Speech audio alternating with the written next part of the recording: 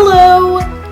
Havasupai is this amazing, secret but not so secret paradise located in Arizona. The Havasu Falls are a collection of waterfalls and creeks, just beautiful natural place that is protected by the Havasupai Indian Reservation. This awesome place is accessible for people to come and visit and even stay there, but the information that you find on this place is so limited. Getting there is a journey in it of itself. There have been so many people who have seen my Havasupai video and who have asked me so many questions. So be prepared, because this video is gonna be filled with so much information. Your brain is going to explode. Well, hopefully your brain doesn't explode so that you can take in all this information and make your way over to Supai. This is it, the ultimate guide to Havasupai in Arizona. Let's go. First of all, you are going to want to drive to the area in which this magical place is located, and in order to drive there, you're going to take Route 66. Yes, the historic and iconic and awesome Route 66. When you get there, you're eventually going to take Route 18, and you are going to reach the Hilltop parking lot. The last gas station that you are going to have access to is going to be located in Peach Spring, so keep that in mind. When you find your way to the Hilltop parking lot, this is where your adventure begins. At this parking lot is where the trailhead is located, and there are a couple ways to get down into the Supai village where the Havasu Falls are located. The first method that I'm going to talk about is helicopter, because that is the way that I decided to go into Havasupai. The helicopter is this awesome 7-minute ride through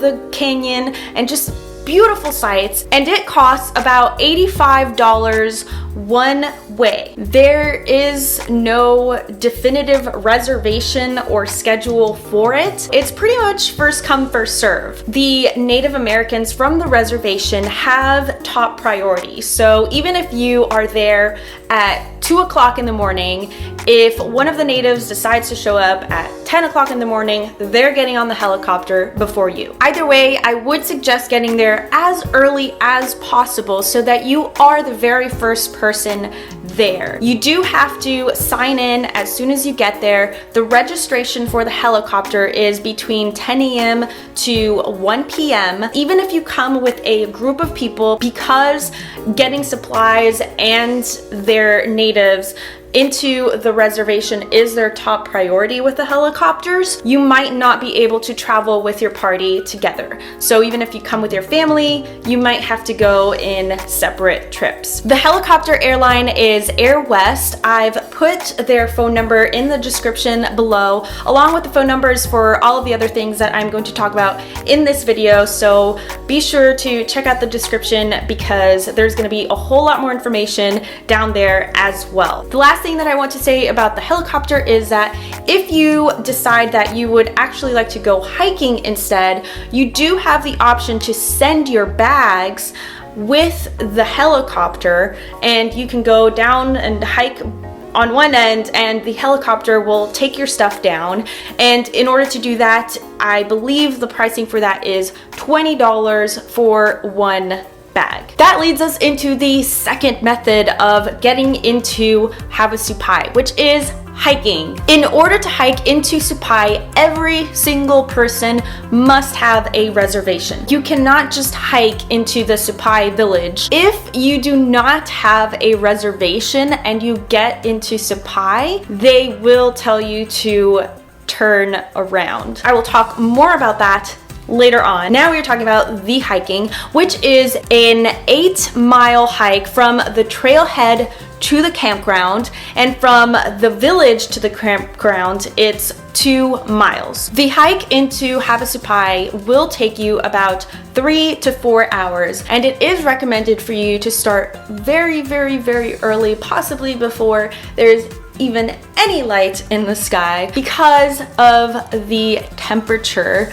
and the hike down can be extremely grueling if it gets to a certain temperature, and I don't want you to faint in the heat. So please, if you do go hiking, then go very early. Trust me on that. You are going to thank me later. When you go hiking, keep in mind that there is no one-day hiking. You can't just go to Supai and then just hike back. You have to stay either in the campground or in the lodge that is in the village. When you go hiking, if you do have a lot of gear and bags, they do offer the option to rent a mule to carry the stuff for you. The mules are only for gear, supplies, and trash. One mule will cost you $121 one way or $242 round trip. Each mule can carry about 4 bags or 130 pounds. It takes a mule 3 to 4 hours to get into the village. In order to reserve your mule to go into Supai, you have to reserve it at least a week in advance. In order to reserve your mule to leave Supai, you have to do it at least a day in advance. Personally, I would recommend using the helicopter because, for one, it is so much cheaper than using a mule, and two, I kind of feel a little bit bad for the mules carrying all of the stuff. So that's really up to you, but personally, I find the helicopter option to be much better. Whew. Now that we got to Supai, let's talk about accommodations. There are 2 ways to stay in Supai. The first one is camping. In order to camp in Havasupai, you need to make reservations. Big surprise! And what is an even bigger surprise, hold on to your shorts here, the reservations for Supai are up to 8 months or a year in advance. So you better start planning for 2018 because that's probably how long it's going to take you to get to Supai. The capacity for the campgrounds in Havasupai are 200 people. So only 200 people can fit in the whole campground of Supai, and that is probably why the wait list is 8 months to a year, because there's probably a whole lot more than 200 people who want to go there. The pricing for camping is $93 for the first night and $27 per person every night after that. The pricing does include the village entrance fee, which is $40, and the environmental fee as well. The second way to stay in Supai is by staying at the Havasu Lodge located in the Supai village. This is how I decided to stay in Supai because, believe it or not, I've never been camping. Not that I don't want to. Supai was not going to be my first time doing it, so I decided to stay in the lodge. The lodge requires a non-refundable, non-transferable deposit of $40, which you can pay with Visa and MasterCard. Hashtag not sponsored. But really, it's not sponsored. The room is going to cost you about $145 a night, and you are allowed to have up to 4 people stay in that room. This rate does not include the environmental fee, which is $5 per person. The wait list to stay at the Havasu Lodge is 7 months to a year. If for any reason you decide you need to cancel your trip, which I don't know why you would do this if you had to wait a whole year for this. Why would you I don't know. But anyway, for whatever reason, if you have to cancel your trip, you only have 2 weeks prior to your trip to be able to collect a refund for that cancellation. Now that you have somewhere to stay, let's talk about some of the other things that you should know before you hop on down to Havasupai. When is the best time to visit? Well, that all depends on what you're looking to get out of your trip. The best season to go is between March and November. In the months of January and February, it is recommended that nobody goes because it is super cold, and I don't think you want to go to where these beautiful waterfalls are when it is very cold and possibly even snowing. Between April and October is the high season, so that means there are going to be a lot of people during those months. Keep in mind that between the months of June, July, and August, it gets extremely hot in that area with temperatures reaching up to 150 degrees. It is basically on fire. On top of that, July and August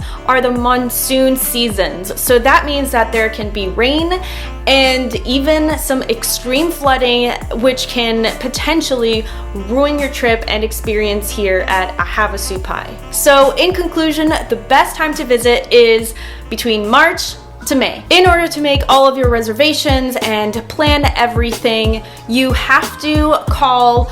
All of the phone numbers will be in the description below. Their schedule is very up in the air, so just keep calling and be persistent and don't give up. Keep in mind that all of the prices and the scheduling and everything that I mentioned in this video is subject to change, so definitely ask them all of the questions that you can. Don't rely solely on this video. This is just a guide based on my experience, my personal experience going to Havasupai, and the research that I did exclusively for this video. This is just the information that I was able to get at this time for this video, and it might be different when you actually decide to go. When going to Havasupai, make sure that you save up because it can get a little bit pricey, although for the experience that you are getting, I wouldn't necessarily say that it is expensive. This is a very unique place to visit, but I definitely would recommend saving up, and if you can bring hard cash when you go to Supai, because they do have card readers there, but the Supai village is very limited in the restaurants and shops that they have available. So if their card reader breaks for whatever reason, you might get stuck in a village without access to food or being able to buy stuff just because you don't have cash and we're relying on your credit card. So definitely always have some money with you. Get ready to walk a lot. Even if you do not hike from the trailhead into the Supai village, you are still going to be walking a lot. Just staying at the lodge and walking into the campgrounds is 2 miles alone, and on top of that, going into the different creeks and waterfalls that they have available is a very long walk, and you're going to be walking all day long, so be prepared for that. It is also recommended that each person bring at least a gallon of water with them because you're gonna be walking a lot and it's gonna be hot, and I don't want anybody to be fainting out there. Before I wrap up this video, I have a couple more things to mention, but if you are enjoying this video, then please give me a thumbs up to let me know. Give me an upvote, thumbs up, leave a comment down below. I want to know that this video is useful and helping you out in planning your trip to Supai. When you go to Havasupai, there are a few rules that you have to adhere to, and they are: no dogs are allowed, there's no drugs and alcohol, do not party, you can't have parties there, so don't have them. And this is a surprising one: no drones. You cannot bring a drone or operate a drone inside of the Havasu Falls. Even though you've probably seen videos about them, I'm not going to tell you what you can and cannot do, but these are their rules. Do not bring a drone. Also, an obvious one: do not bring any weapons. We're all just there to enjoy the beauty of nature and have fun. There's no weapons necessary. You are not allowed to hike at night. There is no hiking while there is flooding. You're not allowed to go rock climbing, and you are not allowed to go cliff jumping. I know you've seen those videos, but you're not allowed to do that. And lastly, there is no nudity or inappropriate clothing of any kind. I know that turns off a few of you, so just sorry. That is everything that I wanted to cover for this ultimate guide to Havasupai. I hope that this video isn't too long and that you got all of the information that you needed. I am so excited for you to go. This is such an amazing opportunity and such a beautiful place to go visit.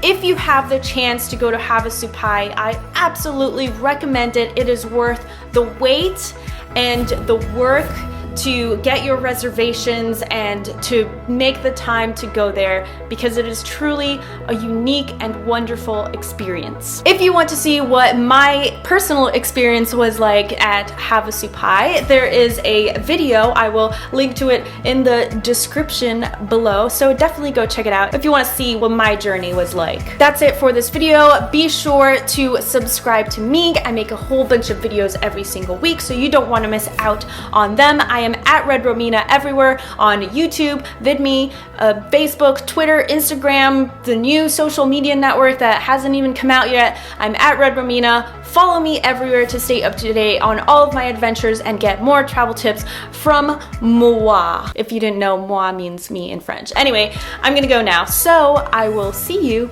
when I see you. Bye!